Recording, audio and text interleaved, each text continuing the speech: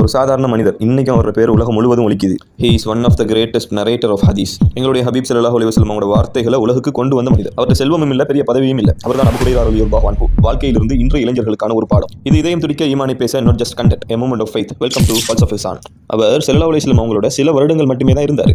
அந்த சில வருடங்களும் அவர் அறிவை கற்பதற்கே அந்த காலத்தை அர்ப்பணித்தார். மக்கள் வேலை செஞ்சாங்க, வியாபாரம் செஞ்சாங்க. ஆனால் இது எதுவுமே செய்யல அபூ ஹுரைரா ரலியல்லாஹு அவங்க நபி ஸல்லல்லாஹு அலைஹி வஸல்லம் அவங்களிடமிருந்து ஹதீஸ்களை கற்றுக்கொண்டார். அதனால தான் இன்னைக்கு நமக்கு வந்துள்ள ஹதீஸ்களில் அதிகமான ஹதீஸ்களை அறிவித்த சஹாபி அபூ ஹுரைரா ரலியல்லாஹு அன்ஹு அவங்க தான். ஒரு தடவை அபூ ஹுரைரா ரலியல்லாஹு அன்ஹு அவங்க நபி ஸல்லல்லாஹு அலைஹி வஸல்லம் அவங்களை பார்த்து கூறுறாரு, யா ரசூலல்லாஹ், நான் உங்கள் வார்த்தைகளை மறந்து விடுகிறேன். அதுக்கு ஸல்லல்லாஹு அலைஹி வஸல்லம் அவங்க துஆ செஞ்சாங்க. அதுக்கு பிறகு அவர் கூறுறாரு, அதுக்கு பிறகு நான் ஸல்லல்லாஹு அலைஹி வஸல்லம் அவங்களோட எந்த ஹதீஸையுமே மறக்கல. நண்பர்களே, இளைஞர்களே, இவங்களோட வாழ்க்கையிலிருந்து எங்களுக்கு மிகப்பெரிய ஒரு பாடம் என்ன தெரியுமா?